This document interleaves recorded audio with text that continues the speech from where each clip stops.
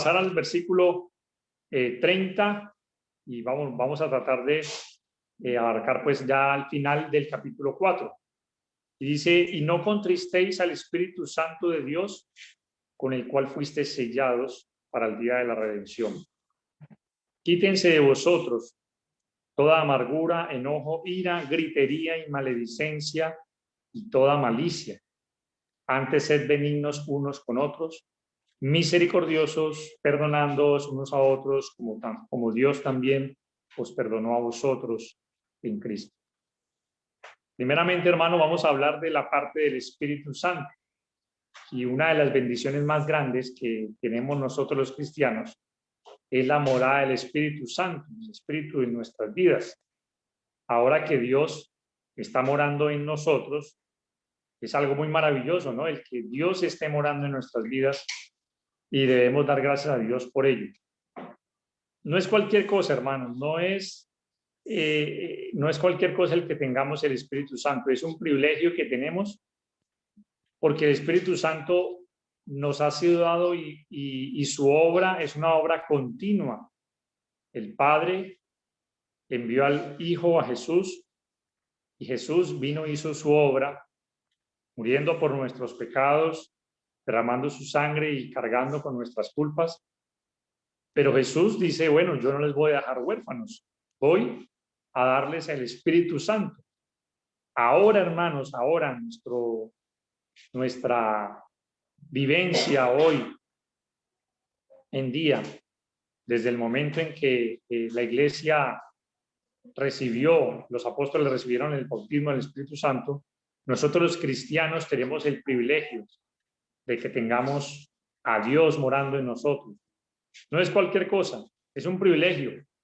Y su obra no ha parado, la obra del Espíritu Santo es una obra continua en la vida del cristiano, pero al mismo tiempo, hermanos, es una responsabilidad que tenemos de honrar a Dios con nuestras vidas y no permitir que las obras del viejo hombre hagan que el Espíritu Santo se contriste.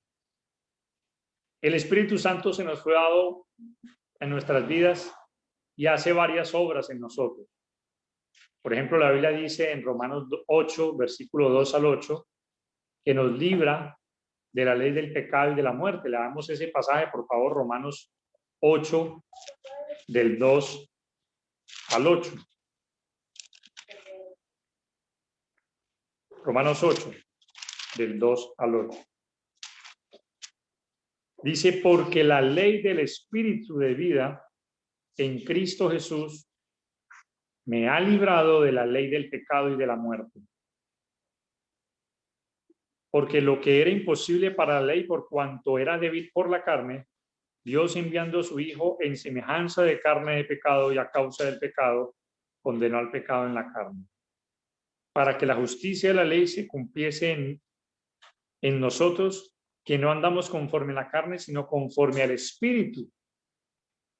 Porque los que son de la carne piensan en las cosas de la carne, pero los que son del Espíritu, en las cosas del Espíritu.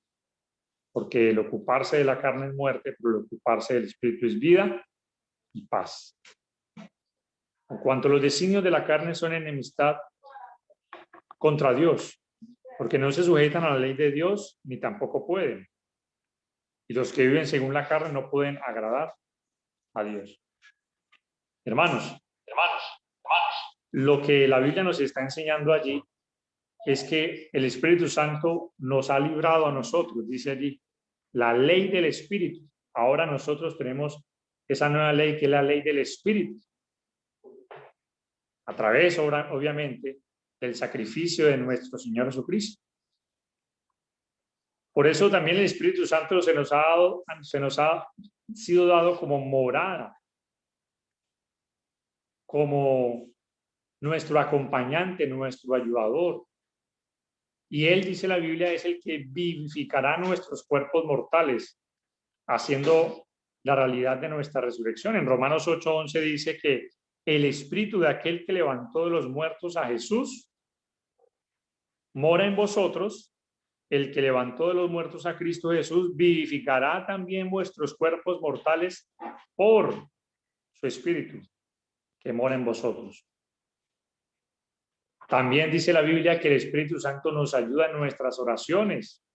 En Romanos 8:26 nos dice que el Espíritu nos ayuda en nuestra debilidad. Pues, ¿qué hemos de pedir como conviene? No lo sabemos, pero el Espíritu mismo intercede por nosotros con gemidos indecibles. Nos ayuda en la oración. Muchas veces nosotros no sabemos orar, pero dice allí en ese pasaje que el Espíritu nos ayuda en la debilidad, en las oraciones que posiblemente no sabemos presentar al Padre. El Espíritu intercede por nosotros con gemidos indecibles. Dice entonces la Biblia también que nos guía a nosotros. Dice en Romanos 8:14 que todos los que son guiados por el Espíritu de Dios, estos son hijos de Dios. Y el mismo libro de Efesios nos habla de que nosotros fuimos sellados con el Espíritu Santo, y el mismo pasaje de Efesios 4:30 nos lo dice, ¿no? No contristéis el Espíritu Santo con el cual fuisteis sellados para el día de la redención. El Espíritu es la garantía de nuestra salvación, dice la Biblia, que son las arras de nuestra herencia. Y el Espíritu Santo vive en nosotros, y el Espíritu Santo tiene comunión con nosotros. Por algo Jesús les dijo: yo les enviaré un consolador. Él nos consuela, Él nos ayuda, Él nos da toda la ayuda a través de su palabra para que nosotros vivamos la vida de cristianos que Dios quiere que vivamos. Entonces, hermanos, el Espíritu Santo, y por el Espíritu entramos nos da entrada al Padre. Efesios 2:18 nos dice que por un mismo Espíritu, por medio de Él, los unos y los otros, tenemos entrada por un mismo Espíritu al Padre, porque se nos fue dado el Espíritu Santo. El Espíritu Santo produce unidad, como dice Efesios 4:3, la unidad en el Espíritu. Solícitos en guardar la unidad del Espíritu. Y el Espíritu, hermanos, es el que hace esa obra en nuestras vidas, que nos santifica. Entonces, miren, hermanos, todos estos pasajes, posiblemente hay muchos más. Es un estudio largo. Yo hace un tiempo hice un cursillo sobre el Espíritu Santo, y es una cosa inmensamente grande lo que hace el Espíritu en nuestras vidas. El Espíritu Santo que vive en nosotros, que nos santifica y que hace su obra purificadora en nuestras vidas. Entonces, hermanos, todo esto que hace el Espíritu nos da a entender lo que Dios hace y la importancia de la labor del Espíritu en nuestras vidas. ¿Qué tan importante es el Espíritu Santo para nosotros? Con todo lo que Él hace, con todo lo que Él manifiesta, con todo lo que Él opera en la vida del cristiano. Y por eso, hermanos, es que la Biblia dice: no contristéis al Espíritu Santo. El cristiano, el Hijo de Dios, no debería de contristar. ¿Y saben lo que significa la palabra contristar? La palabra contristar viene del griego lupeo. Es una voz activa que da o indica dolor, tristeza, aflicción. Esto nos da a entender varias cosas, hermanos. Uno, el Espíritu es una persona, no es como algunas religiones enseñan, una fuerza activa como la electricidad, como el magnetismo. No, no es, hermanos, un ser inactivo. No, es una personalidad, es la tercera persona de la deidad de Dios, el Espíritu Santo. Siente, hermanos, el Espíritu Santo siente, el Espíritu Santo se congoja, el Espíritu Santo, por eso dice la Biblia en Santiago, nos anhela a nosotros celosamente. Se nos ha sido dado el Espíritu Santo con el objetivo no solamente de sellarnos Dios para la salvación o la redención, sino como un ayudador y como el ser divino, porque es Dios, el Espíritu Santo es Dios. Entonces Dios está morando en cada uno de nosotros, Dios está morando en usted, en cada uno de los hijos de Dios mora.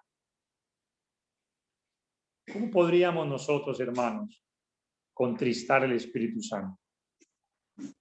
Primero que todo, hermanos, cuando nosotros, según Hechos capítulo 7,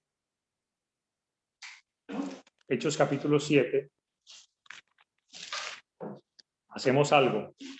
La primera cosa que hacemos para contristar el Espíritu Santo, y ahora vamos a hablar un poco del contexto de lo que está hablando allí Pablo en cuanto a no contristar.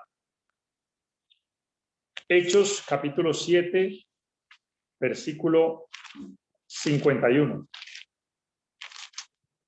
Dice la Escritura: duros de cerviz e incircuncisos de corazón y de oídos, vosotros resistís siempre al Espíritu Santo, como vuestros padres, así también vosotros. ¿Quién está hablando allí? Esteban. Usted lee toda la historia, nos relata desde el capítulo 6, ¿sí? En adelante, del capítulo 6, versículo 8 en adelante, hasta todo el capítulo 7 prácticamente, y nos habla de la predicación que dio Esteban a la nación de Israel en ese momento, al pueblo judío, pero ellos se tapaban los oídos, no resistían a escuchar a Esteban, no resistían a escuchar lo que les estaba hablando Esteban, inspirado por el Espíritu Santo. Y por eso les dice a ellos: ustedes son duros de servir, son soberbios, son tercos y están resistiendo al Espíritu Santo. Entonces, la primera forma, hermanos, de resistir al Espíritu, de contristar al Espíritu Santo, es resistiendo su palabra.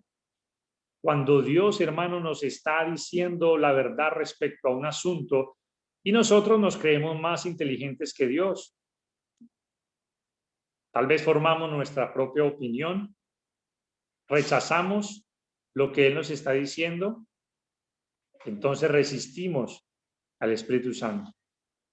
¿Cómo se sentirá el Espíritu Santo en ese momento? Resistido, contristado, porque Dios nos está tratando de decir algo y nosotros no queremos obedecer lo que Él nos dice, porque nos creemos más inteligentes, porque formamos nuestra propia opinión. O dígame, padres, los que somos padres, cuando les ordenamos algo a nuestros hijos y ellos no hacen caso, ¿cómo nos sentimos? ¿Nos sentimos alegres? ¿Sonreímos? ¿Nos alegramos? Cuando un padre le dice a su hijo: hijo, haz esto, haz aquello, y el hijo no lo hace, ¿cómo se siente el padre? ¿Se siente bien? Yo creo que todos nos sentimos tristes, nos congoja, nos contristamos. Así mismo se siente Dios, así mismo se siente el Espíritu Santo, que es una persona, no de carne y hueso, obviamente, pero es una persona que siente cuando nosotros no hacemos caso a la voluntad de Dios. Y resistimos, dice allí, ustedes siempre resisten. Esta gente estaba tapándose los oídos, no queriendo hacer la voluntad de Dios, no queriendo obedecer como lo había mandado el Señor a través del Evangelio. Entonces, ahí vemos una primera forma en la cual resistimos al Espíritu Santo. No hagamos eso, hermanos. Hagamos caso a la voluntad de Dios, porque su voluntad es agradable y perfecta. Ahora, si nosotros nos vamos al contexto de Efesios 4, ahí el contexto nos está hablando, los versículos anteriores y los versículos posteriores, porque eso es tomar contexto, ¿no? Es lo anterior y lo posterior. No es sacar un texto fuera del contexto para formar un pretexto. No, es hablar el conjunto de ideas que el autor, en este caso el Espíritu Santo que inspiró al apóstol Pablo, está queriendo decir allí. Y él acaba de hablar del mal lenguaje, del lenguaje inapropiado, de las palabras corrompidas, de la vida antigua, del viejo hombre, de las prácticas de la vida antigua. Y está diciendo allí entonces miren, cuando ustedes viven esa vida, cuando ustedes no dejan que la obra de Dios esté ocasionando, informando la santidad en el temor de Dios a cada uno de los hijos de Dios, entonces están contristando. Cuando hablamos palabras corrompidas, cada vez que nosotros ofendemos, hermanos, cada vez que nosotros matamos a alguien con nuestras palabras, porque con las palabras se puede matar. Y por eso dice el proverbio, hay hombres cuyas palabras son como golpes de espada. Herimos con las palabras. Posiblemente son más fuertes que los golpes físicos. Cuando ofendemos, cuando hablamos de una manera inapropiada, cuando decimos palabras soeces, estamos entristeciendo, estamos contristando al Espíritu. Cuando en nosotros está albergando la amargura, el odio, la malicia, el enojo, la ira, cuando la gritería, los que les gusta gritar, claro que yo sé que aquí no hay de esos que les gusta gritar, pero hermanos, todo eso hace que se contriste el Espíritu Santo. En Santiago, hermanos, capítulo 4, Santiago capítulo 4, versículo 5, dice, ¿o pensáis que la Escritura dice en vano, el Espíritu que Él ha hecho morar en nosotros nos anhela celosamente? Ahora, ¿qué habla el contexto del capítulo 4 de Santiago? De los que aman el mundo. Y también, hermanos, es una muestra de aquellos que entristecen o contristan al Espíritu. Aquellos que aman el mundo, más al mundo que a Dios. Aman las cosas de este mundo. Hablan como el mundo, se visten como el mundo, se comportan como los del mundo, reaccionan como los del mundo, toman placeres como los del mundo. Eso contrista. Eso entristece, hermanos, al Espíritu Santo. Eso hace que el Espíritu Santo sienta tristeza. Por eso dice el pasaje, el Espíritu que nos ha dado, ¿sí? No es algo en vano que dice la Escritura, el Espíritu que Él nos ha hecho morar en nosotros, el Espíritu Santo, nos anhela celosamente. Cuando nosotros preferimos el mundo y sus deseos, sus pasiones, sus concupiscencias, todos sus deseos, todos sus placeres, antes que las cosas divinas, antes que las cosas de Dios, entonces, hermanos, estamos entristeciendo, estamos contristando, estamos afligiendo, estamos creándole dolor a Dios, al Espíritu. Creo que nosotros no debemos, hermanos, en nuestra intención, en nuestro cristianismo que profesamos, tener esa actitud. Porque aún nosotros, hermanos, como cristianos, cuando cometemos fallas y erramos, sentimos tristeza, porque sabemos que esa tristeza está ocasionando tristeza en el espíritu. Y como el espíritu se entristece, nosotros nos entristecemos. Pero ¿qué más dice la Biblia en cuanto a contristar? En 1 Corintios capítulo 6, 1 Corintios capítulo 6, versículos 19 y 20. ¿O ignoráis que vuestro cuerpo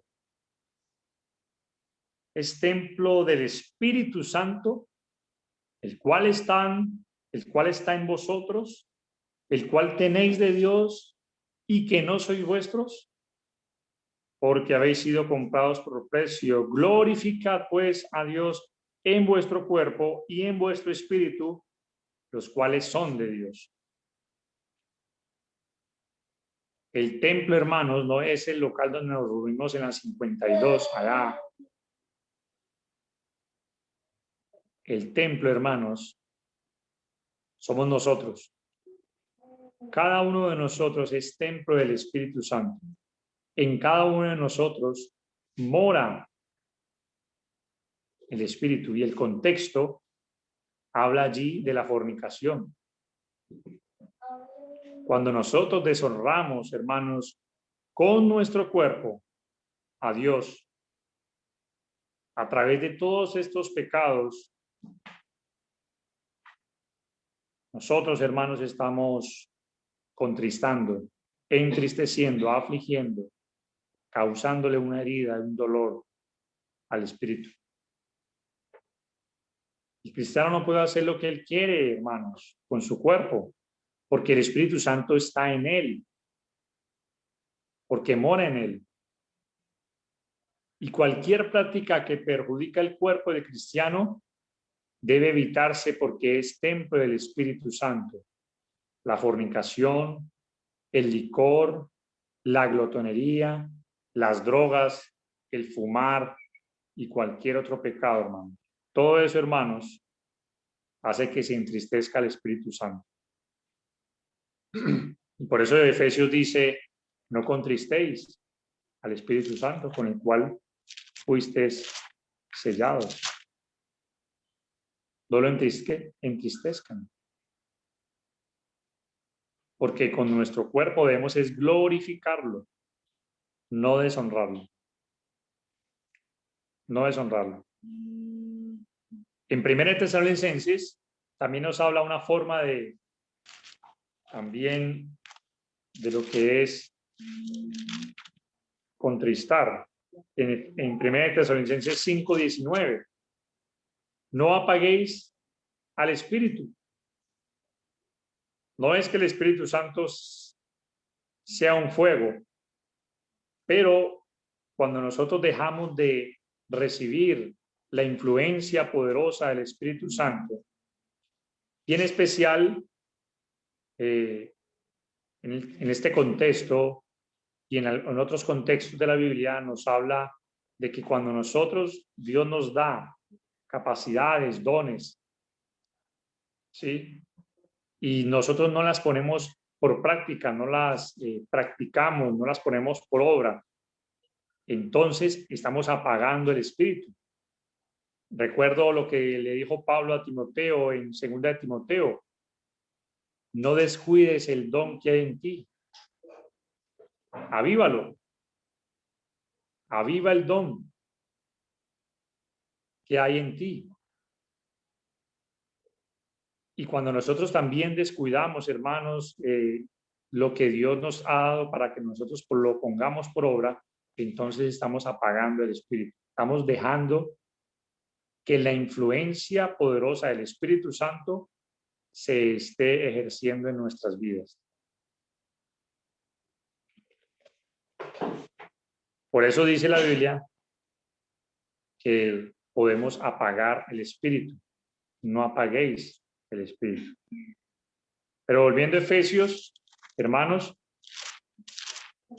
allí dice entonces, con el cual dice, fuiste sellados para el día de la redención. Ahora, ¿por qué es que nosotros no debemos contristar al Espíritu Santo? Porque nosotros fuimos sellados. Y ya vimos esta parte en el estudio cuando vimos el capítulo 1. Cuando vimos el capítulo 1, en el versículo 13 dice: Efesios 1:13, en él también vosotros, habiendo oído la palabra de verdad, el evangelio de vuestra salvación y habiendo creído en él, fuisteis sellados con el Espíritu Santo de la promesa. Es decir, Pablo nuevamente le recuerda a los hermanos de Efesios que no deben de contristar al Espíritu, porque es que el Espíritu les fue dado como un sello. Y el sello, hermanos, nos está transmitiendo que es una promesa que Dios nos ha dado de la herencia, las arras de nuestra herencia. Pero el sello, hermanos, está transmitiendo de que le pertenecemos al Señor. No se trata, hermanos, entonces de algo incidental o de poca importancia, es algo grande. Es el sello de nuestra salvación. Nosotros fuimos sellados con el Espíritu Santo. Y el sello nos da o nos transmite de que ahora el Señor es nuestro dueño. Nuestro dueño. Le pertenecemos a Él. No solamente es por el hecho de que son las arras de nuestra herencia, sino que es para señalar de que el Señor es el dueño de nuestras vidas. Entonces, hermanos, preguntémonos, reflexionemos qué tanto en nuestras vidas estamos contristando, interfiriendo, apagando la obra poderosa del Espíritu a través de nuestras vidas, si es que estamos viviendo una vida no conforme a la voluntad de Dios, amando el mundo, continuando con un lenguaje inapropiado, obsceno, de ofensas, de palabras que hieren, de que estamos tratando mal nuestro cuerpo, lo estamos deshonrando a través de muchos otros pecados,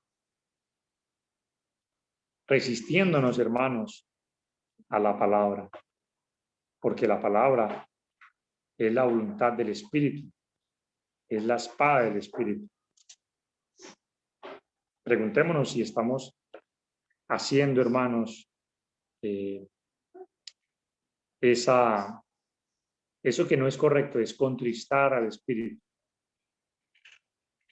Y más bien, si estamos creando alegría en el corazón de Dios por nuestra conducta. Que Dios pueda decir, de verdad sí me siento orgulloso del hijo que tengo. Como cuando nuestros hijos se portan bien, ¿no? Y podemos decir, uy, me siento orgulloso. Pero cuando nuestros hijos se portan mal, pues nos entristecemos, nos afligimos, sufrimos. ¿Creemos, hermanos, que Dios también sufre? ¿Creemos, hermanos, que Dios también se aflige? ¿Se duele? Claro que sí. Lastimamos a Dios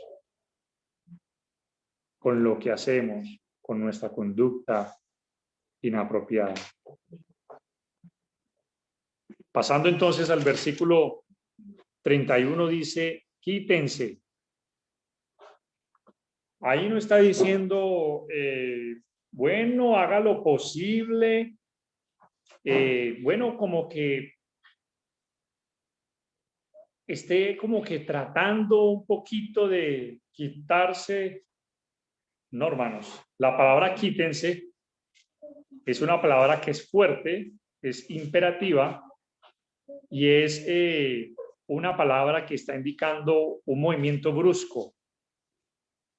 No sé si usted le ha tocado, cuántos de la hayan tocado, de donde haya una multitud aglomerada y hay un herido y el camillero o el hombre que necesita sacar al herido no va con palabras diciendo, bueno, denme un permiso, por favor, no. Él, si es una emergencia de vida o muerte, él va diciendo, quítense todo el mundo, quítense, y es una forma brusca. Quítense. Ahí el apóstol Pablo no está diciendo, bueno, hagan lo posible, sigan trabajando en sus vidas. No, hermanos, está diciendo, quítense. Es decir, que ya no esté en sus vidas. Pero que hay que quitar, hermanos, todo esto que nos dice versículo 31. Quítense de vosotros toda amargura, enojo, ira, gritería, maledicencia y toda malicia. Todas ellas como que son primas o hermanas, porque todas tienen que ver unas con las otras. Pero inicia con una, porque cuando inicia con esta, eso desencadena posiblemente las otras. Inicia con la amargura, es una bolita de nieve que se va haciendo grande, grande y grande. La amargura. La amargura, del griego picría, transmite una dureza de corazón que alberga resentimiento por el pasado. Es algo en el cual muchas personas, hermanos, pueden caer sin darse cuenta. Y caen, hermanos, es cuando han tenido un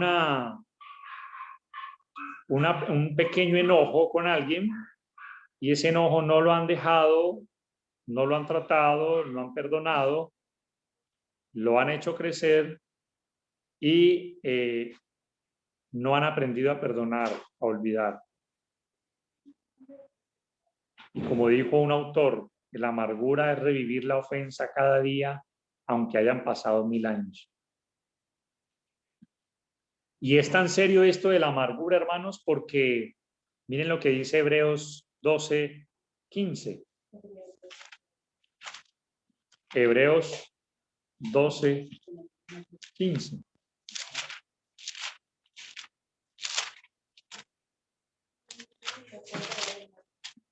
Sí. Hermana Enerías lo va a leer. Sí. Hebreos 12:15. Pues si hubiesen estado pensando en aquí. 12:15. Mirad bien, no sea que alguno deje de alcanzar la gracia de Dios, que brotando alguna raíz de amargura os estorbe, y por ella muchos sean contaminados. Es tan serio eso de la amargura que nos puede, hermanos, hacer caer de la gracia de Dios. Increíble.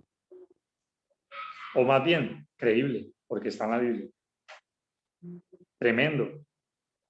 Mirad bien, dice. Ojo, porque esto es uno de los pecados que no es tan notorio, pero que luego se manifiesta.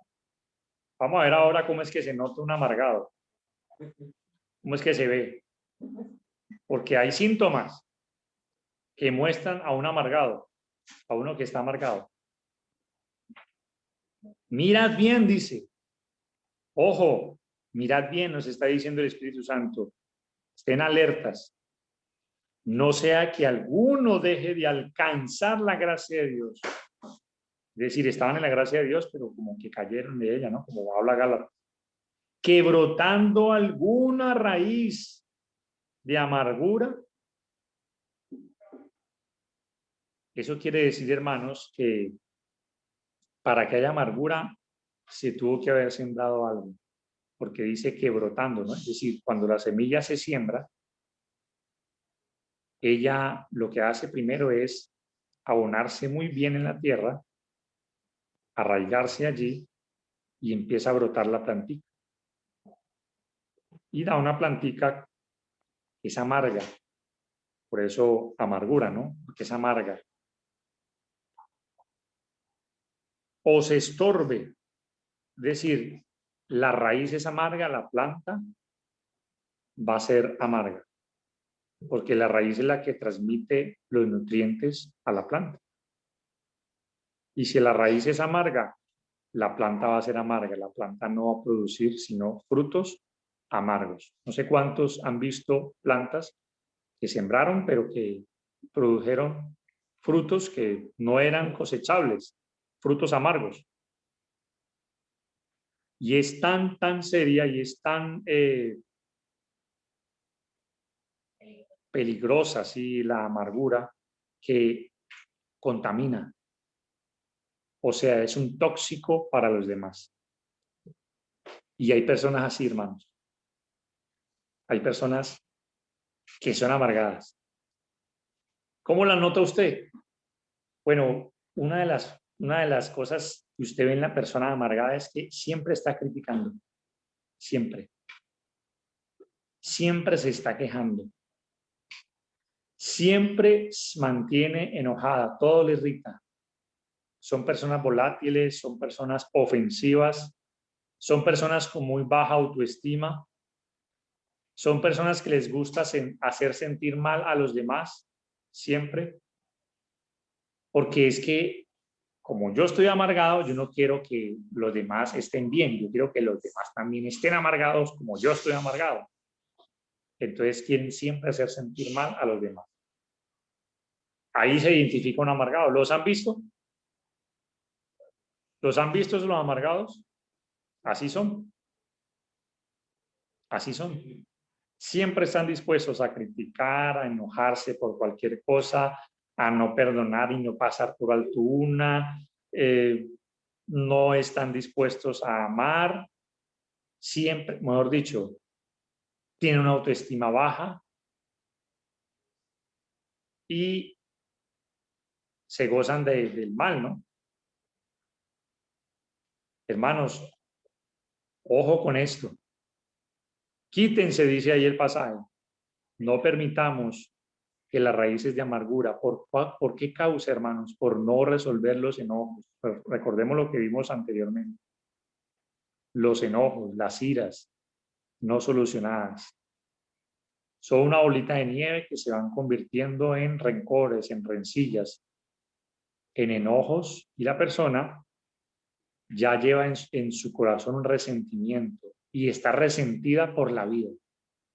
Y para él la vida es, y son amargados, y hablan de todo, hablan del presidente, hablan de los senadores, están criticando la situación del país en todo momento, hablan de los congresistas y que este país está, mejor dicho, vuelto una nada y qué vamos a hacer. Y son personas que viven así, siempre, siempre criticando y no ven nada bueno en la vida. Ojo que nosotros no vayamos a estar cayendo en eso. Enojados con las personas, enojados con la situación, enojados con la vida, enojados con Dios. Pero hermanos, ¿qué hay que hacer? Primero que lo que hay que hacer es arrepentirnos. Arrepentirnos primeramente de eso. Reconocer de que caemos en la amargura y de ahí eso empieza a contaminar y a hacer mal. Hermanos, en Santiago, capítulo 5, Santiago 5, 16, dice, confesaos vuestras ofensas unos a otros y orad unos por otros para que seáis, ¿qué? Sanados. La oración eficaz del justo puede mucho. Si usted, hermano o hermana, si alguno está pasando por este pecado, pida ayuda, confiéselo. Confiéselo ante Dios, pero aquí habla también de la confesión unos para con otros. Libérese, desahóguese con un hermano de confianza, hable con él y dígale lo que usted está sintiendo. Y oren. Y eso va a traer sanidad a su ser interior, porque la amargura es una prisión. ¿Qué fue lo que le dijo Pedro a Simón? Porque en hiel de amargura y en prisión de maldad veo que estás. En Hechos 8 creo que está. Hermano, la amargura hace un daño impresionante. Y si nosotros no oramos y le pedimos a Dios ayuda y confesamos, pedimos ayuda a otro hermano, a una hermana, a alguien de confianza, y le decimos, estoy sintiendo esto.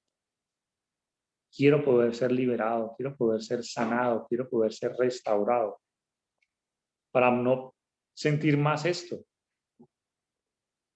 Es una liberación, hermanos, que se necesita de de esa situación, de ese pecado. Y el apóstol Pablo, inspirado por el Espíritu Santo, está diciendo, quítense. Quítense. Ahí mismo en Santiago, el capítulo 3, dice el versículo 13, ¿quién es sabio y entendido entre vosotros? Muestre por la buena conducta sus obras en sabia mansedumbre. Pero si tenéis celos amargos y contención en vuestro corazón, no os jactéis ni mintáis contra la verdad. Hermanos, otra cosa que hay que hacer es limpiar nuestro corazón, porque allí, hermanos, donde está la contención, donde están los celos amargos, que es un hermanito de la envidia, ¿no? Que la persona tiene envidia, tiene celos amargos por otro o por otros, por la situación económica del otro, por qué sé yo, porque hablan bien de él, o porque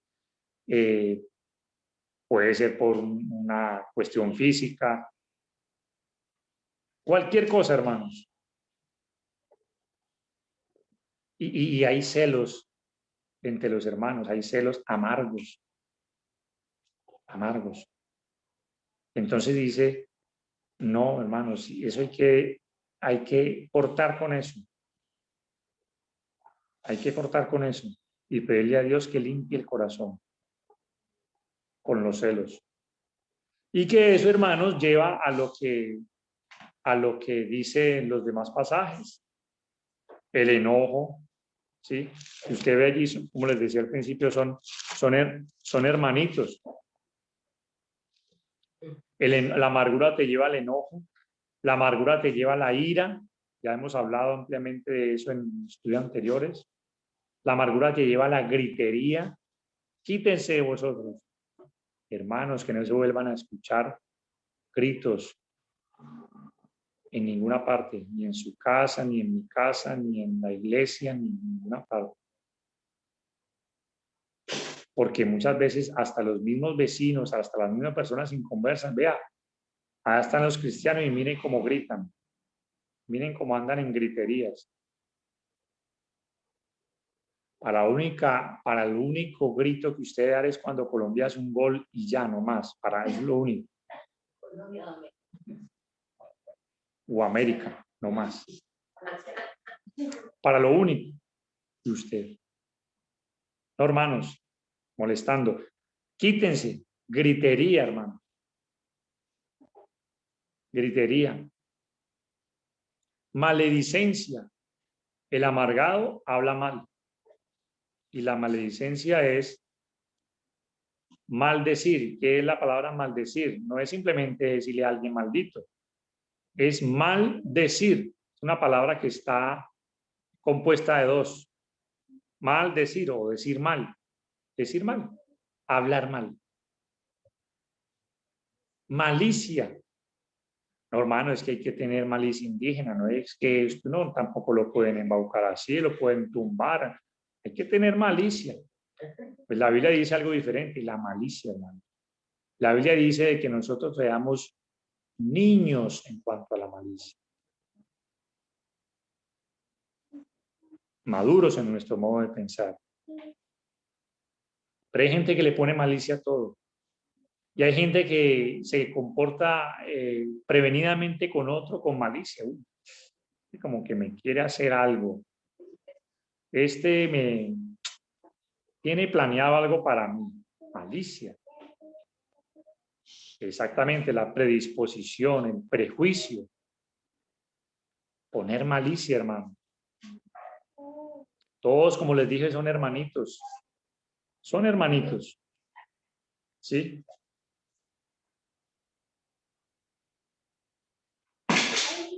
Todo esto hace daño, hermanos, a nuestra vida espiritual. Y para terminar, hermanos, dice, antes sean que benignos unos con otros. La benignidad, hermanos. La bondad de ser buenos. La palabra benignidad es la cualidad divina de ser bueno, por naturaleza bueno, benignidad. La naturaleza de ser bueno, de comportarse con bondad ante las personas. Misericordiosos, ¿qué es la misericordia? Mísero, dolor y cordia de corazón, dolor del corazón. Es la misma compasión que sentimos y que Dios tuvo para con nosotros. Y cómo Jesús veía las ovejas cuando estaba viéndolas, las veía con compasión, ¿no? Así, hermanos, hay que ver todas las situaciones y las personas y no guardar ningún tipo de rencor, ira o maledicencia o amargura, sino con compasión. Perdonándonos unos a otros, dice allí, como Dios también nos perdona a vosotros en Cristo. En lugar, hermanos, de tener estos vicios que tenemos que quitar de nuestras vidas, no es simplemente ahí, bueno, ahí le estoy trabajando a la ira, ahí por los laditos, ¿no? Ahí voy. Hermano, ¿y cómo vas con el enojo? Pues ahí, hermano, ya por lo menos ahí voy. Hermanos, hay que quitarla. Hay que añadir entonces estas virtudes espirituales, la benignidad, la misericordia y el perdón. Porque eso es lo que va a permitir que en la iglesia haya armonía, haya unidad. Y si no está esto, pues eso va a afectar la iglesia, las relaciones de la iglesia, la armonía de la iglesia, la armonía en los hogares, la armonía entre las parejas, la armonía entre los hijos. Benignos, misericordiosos y perdonadores. Ser amables, ser benevolentes, aún a pesar de la ingratitud. Perdonándonos, dice. Y el perdón, hermanos, está motivado por el mismo hecho de que nosotros fuimos perdonados. Por eso Pablo recuerda allí, así como Dios los perdonó a ustedes, perdonen. Nosotros vamos a poder perdonar cuando nosotros sentimos el perdón de Dios. Cuando nosotros no sentimos el perdón de Dios, nos es difícil perdonar. Pero cuando nosotros comprendemos y somos conscientes de que Dios nos perdona a nosotros tantas cosas y más grandes de las que nosotros podríamos imaginarnos, pues cómo no pasar por alto o perdonar las simplezas o las fallas de otro que me ha hecho algún daño, me ha hecho algún mal. Perdonándoos unos a otros como Dios también os perdonó a vosotros en Cristo. El perdón, hermanos, es la base, hermanos, del cristianismo. Sin el perdón no existe nada, no existe el cristianismo, porque nosotros fuimos perdonados. Y si nosotros hemos sido perdonados, pues por algo la oración, ¿no? Perdónanos porque nosotros también perdonamos a los que nos ofenden. Si no perdonamos, pues no seremos perdonados. Habitará en nosotros siempre la amargura, el enojo, la ira, la maledicencia, si es que no perdonamos. Aún a pesar de cualquier cosa que nos hayan hecho, por más cruel que haya sido. Pero si en nosotros habita Dios y está el Espíritu Santo, pues vamos a mostrar estas manifestaciones.